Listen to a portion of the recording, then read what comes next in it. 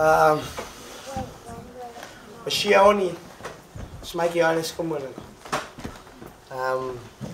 This is how, like, we say in my language, thank you very much, and it's a pleasure to be here. My name is Victor. I know from this land. I know from Turtle Island, or what you call probably America. I came from the south, from what people call South America. We call that continent Abya because that's our land. I live half of my life in the United States. I moved to this country when I was like almost 17 years old. The reason that I'm here is because violence, civil war, political turmoil. My nation was engaged in a really brutal war during the 80s, beginning of the 90s. A lot of the guns, a lot of the money to support a military that was basically a bunch of like murderers, people came from this country. United States funding a lot of the military programs. Oh my God! And when this kind of like violence happen, when this kind of like trouble start, there is always people that get caught in the middle. And for the most part, it's indigenous people. Because we don't want to take sides. We already know what taking sides means for us. So a lot of my people were massacred during that time. My uncles were like murdered, and there were like community leaders. So we moved to the U.S. Came here as a political refugees. One day I was in my country. The next day I was living in New York City. I didn't speak any English. Actually, English is my third language. When I was growing up, when I was really young, I had to learn Spanish.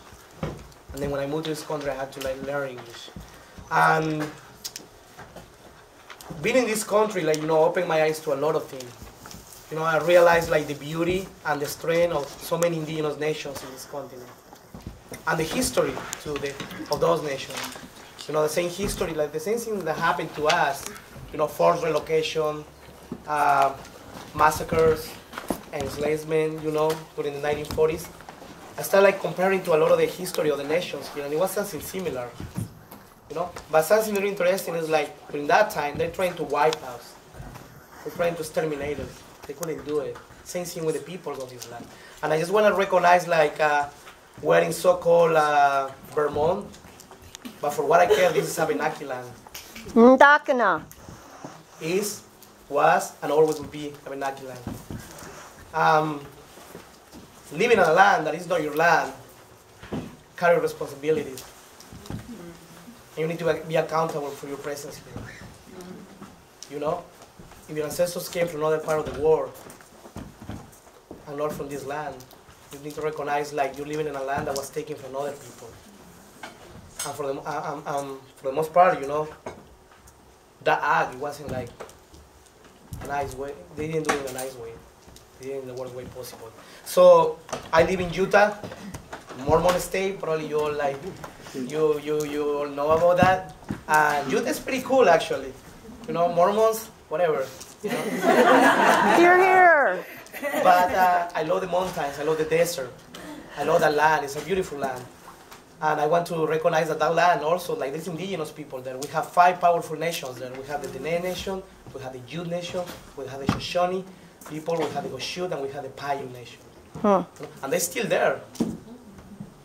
And they're still like, they have a lot of troubles on the land, but also there is a lot of strength. And there is a lot of fights around that area too to protect their own land.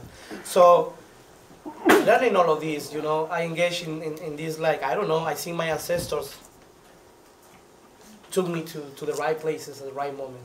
And I'm really grateful for that. And in the same way, I want to recognize the ancestors of this land, the spirit of this land too. That's how like I met a lot of my family from Red Warrior Camp. A lot of the relatives from different nations, from different indigenous nations. At the time that we started gathering in what became the Shetty Shakowin camp, we already know each other. We already have a relationship between each other. And those relationships were really important. But it didn't happen in the internet. It didn't happen through emails. It didn't happen through calls. It happened face to face. You know, I was invited to their land. I was invited to their houses.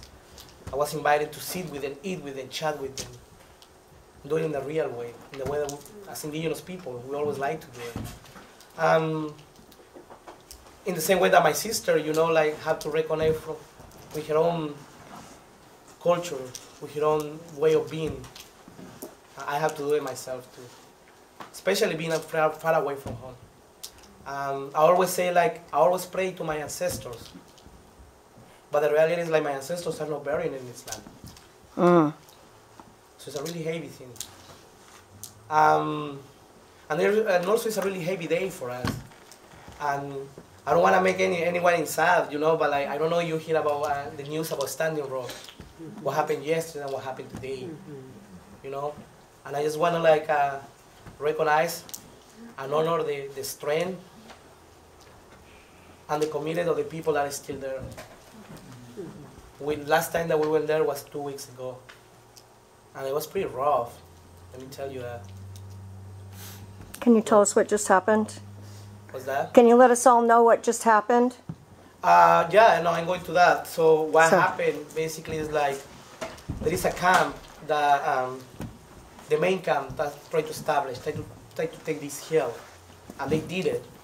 And they started in this camp what they call the last children camp. That camp was completely raided immediately after that yesterday. The teepees that were there were like basically burned.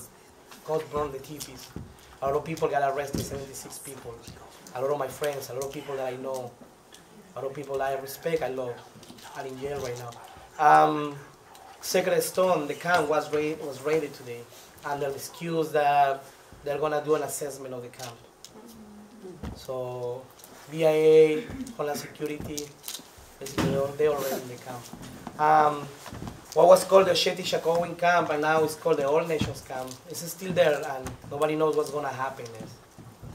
But like, for what I know, people are ready to do what they have to do.